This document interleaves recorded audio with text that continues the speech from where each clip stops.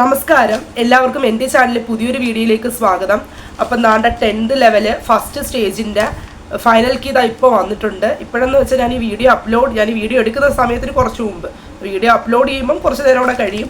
Okay, അപ്പോൾ ആ ഒരു ഫൈനൽ കീ വന്നത് കൊണ്ട് ആണ് ഞാൻ പെട്ടെന്ന് ഇങ്ങനെ ഒരു വീഡിയോ ഇടുന്നത്. അതായത് ഞാൻ എഴുതിയ എക്സാം ആയിരുന്നു first stage.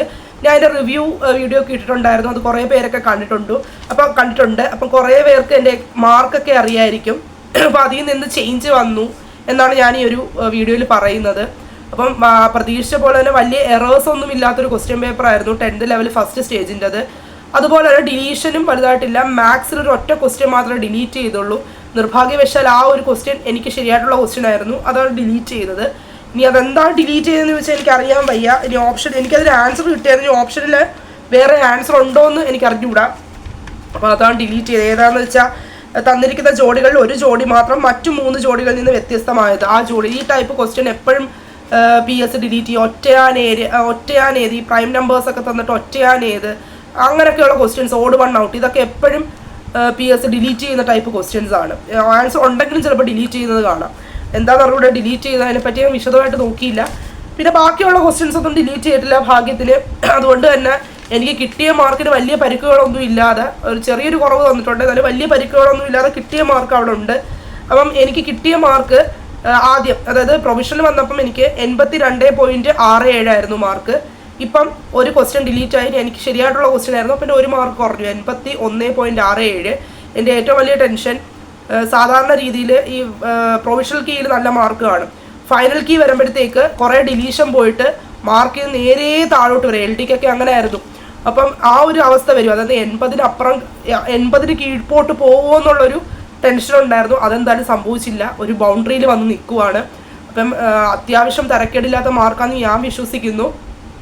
Secretariat OA, lab assistant time keeper, പിന്നെ സ്റ്റോർ കീപ്പർ, അങ്ങനെ ഏതൊക്കെയോ തസ്തികകളിലേക്കുള്ള ഇമ്പോർട്ടൻ്റ് ആയിട്ടൊരു എക്സാമാണ്. എസ്പെഷ്യലി സെക്രട്ടേറിയറ്റ് OA, അതാണ് എല്ലാവരും ഈഗർലി നോക്കുന്ന ഒരു പോസ്റ്റ്. അപ്പോൾ അത് കണക്കുള്ളൊരു എക്സാം ആയതുകൊണ്ട് എനിക്ക് നല്ലൊരു ടെൻഷൻ ഉണ്ടായിരുന്നു സ്കോറിൻ്റെ കാര്യത്തിൽ. അപ്പോൾ വലിയ പരിക്കുകളില്ല എന്ന് ഞാൻ വിശ്വസിക്കുന്നു. ഇതിലും കൂടുതൽ സ്കോർ ചെയ്ത ഒത്തിരി പേര് കാണും, കുറച്ച് സ്കോർ ചെയ്തവരും കാണും. അപ്പം കുറേ പേര് എൻ്റെ അടുത്ത് കമൻറ്റ് ബോക്സിൽ ചോദിച്ചു, ചേച്ചി ഇത്ര മാർക്ക് കൊണ്ട് കിട്ടുമോ, ചേച്ചി ഇത്ര മാർക്ക് കൊണ്ട് കിട്ടുമോ എന്ന് ഒരുപാട് കമൻറ്റ് എനിക്ക് വരാറുണ്ട്. സത്യം പറഞ്ഞാൽ എനിക്കത് അറിയാൻ വയ്യ കേട്ടോ. ഇതൊക്കെ തീരുമാനിക്കുന്നത് PSC ആണ്. PSCയുടെ ഇതൊരു ഒന്നാമത്തെ കാര്യം, ഇത് നോർമലൈസേഷൻ വരുന്നൊരു സ്റ്റേജ്, ഒരു പരീക്ഷയാണ് 10th ലെവൽ പ്രിലിംസ് എന്ന് പറയുമ്പോഴത്തേക്ക്.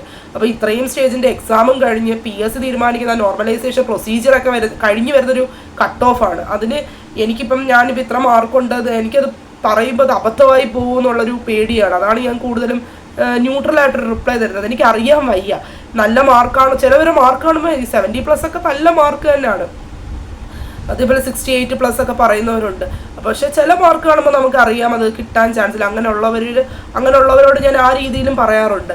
അപ്പം എല്ലാവരും മാക്സിമം പഠിക്കുന്നതൊന്നും ആർക്കും വേസ്റ്റ് ആവില്ല. അതായത് നമ്മൾ എന്ത് പഠിക്കും, നമ്മുടെ ഈ PSCയിലെ ഓരോ സിലബസിൽ ചേഞ്ച് ഉണ്ടെങ്കിലും കോമൺ ആയിട്ടുള്ള കുറേ കാര്യങ്ങൾ അതൊക്കെ പഠിക്കുമ്പം എനിക്ക് അങ്ങനെ അനുഭവം ഉണ്ടായിട്ടുണ്ട് കേട്ടോ. ഒരു എക്സാമിന് പഠിച്ചത് കിട്ടിയില്ലെങ്കിൽ ആ പഠിച്ചത് വേറൊരു എക്സാമിന് എനിക്ക് പ്രയോജനം ചെയ്തിട്ടുണ്ട്. അപ്പം അതൊന്നും ആലോചിച്ച് ആരും ടെൻഷൻ അടിക്കേണ്ട, പഠിക്കുക. ഇപ്പം ഈ പ്രിലിംസ് കഴിഞ്ഞവർ ഇനി മെയിൻസ് ഫോക്കസ് ചെയ്ത് പഠിക്കുക. അത് മെയിൻസ് ഇനി പ്രിലിംസിൽ കിട്ടിയില്ലെങ്കിൽ കൂടി വേറൊരു എക്സാമിന് നിങ്ങൾക്ക് ഷുവറായിട്ട് അത് ഉപയോഗപ്പെട്ടിരിക്കും. അത് ഉറപ്പാണ്. അത് എൻ്റെ കാര്യത്തിൽ എനിക്ക് തെളിഞ്ഞിട്ടുള്ളൊരു കാര്യമാണ്. അപ്പം മാർക്ക് കുറഞ്ഞവരൊന്നും വിഷമിക്കേണ്ട, അവർ പഠിക്കുക. പിന്നെ മാർക്ക് ഉള്ളവർ, എന്നെയും കാട്ടി, ഞാനിപ്പോൾ ഈ ഒരു മാർക്ക് വലിയ രീതിയിലൊന്നും നിങ്ങളോട് പറയുമല്ല, എന്നെയും കാട്ടി ഒരുപാട് കൂടുതൽ മാർക്ക് മേടിച്ചവർ കാണും.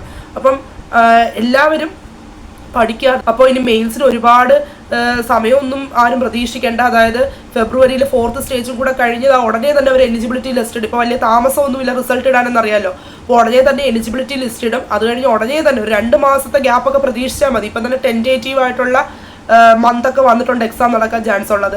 സെക്രട്ടേറിയറ്റ് OA മെയിൻസിൻ്റെയൊക്കെ മന്തൊക്കെ വന്നിട്ടുണ്ട്. അപ്പം ഏകദേശം ഒരു 2 മാസമൊക്കെ അടുപ്പിച്ച് കിട്ടാനേ ചാൻസ് ഉള്ളൂ. അപ്പോൾ ഇപ്പോഴേ എല്ലാവരും മെയിൻസിന് വേണ്ടിയിട്ടുള്ള പ്രിപ്പറേഷനൊക്കെ തുടങ്ങുക. അപ്പം എല്ലാവരും നന്നായിട്ടൊക്കെ പഠിക്കുക. ഓക്കെ, അപ്പം ഞാൻ പെട്ടെന്ന് നിങ്ങളെ വന്ന് എൻ്റെ മാർക്കൊന്ന് അറിയിച്ചതാണ്. അപ്പോൾ എന്തായാലും ഞാൻ പ്രതീക്ഷ കണക്ക് 80 താഴോട്ട് പോകാത്തതുകൊണ്ട് എനിക്കൊരു സന്തോഷമുണ്ട്. ഓക്കെ, അപ്പം നിങ്ങളുടെ മാർക്കും ഒക്കെ ഒന്ന് കമൻറ്റ് ചെയ്യുക. പിന്നെ ഇന്ന മാർക്ക് ഇട്ടിട്ട് വരുമോ എന്ന് ചോദിച്ചാൽ സത്യം പറഞ്ഞാൽ എനിക്ക് അറിയത്തില്ല.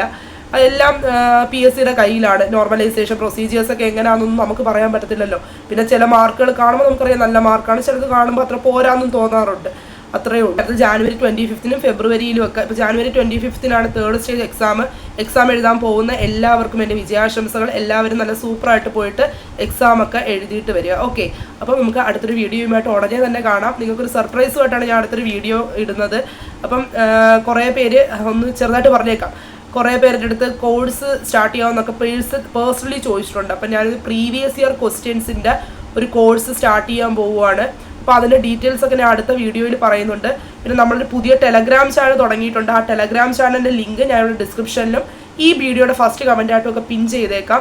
അപ്പം എല്ലാവരും ജോയിൻ ചെയ്യുക. ബാക്കി ഡീറ്റെയിൽസൊക്കെ അടുത്ത വീഡിയോയിലും ടെലഗ്രാം ചാനലിലും ഒക്കെ ആയിട്ട് ഞാൻ പറയാം. ഓക്കെ, അപ്പോൾ എല്ലാവർക്കും ഈ വീഡിയോ കാണുന്ന എല്ലാവരും എന്നെ ഒന്ന് സബ്സ്ക്രൈബ് ചെയ്ത് സപ്പോർട്ട് ചെയ്യണം. അപ്പോൾ അടുത്ത വീഡിയോയുമായിട്ട് നമുക്ക് ഉടനെ തന്നെ കാണാം. Bye bye.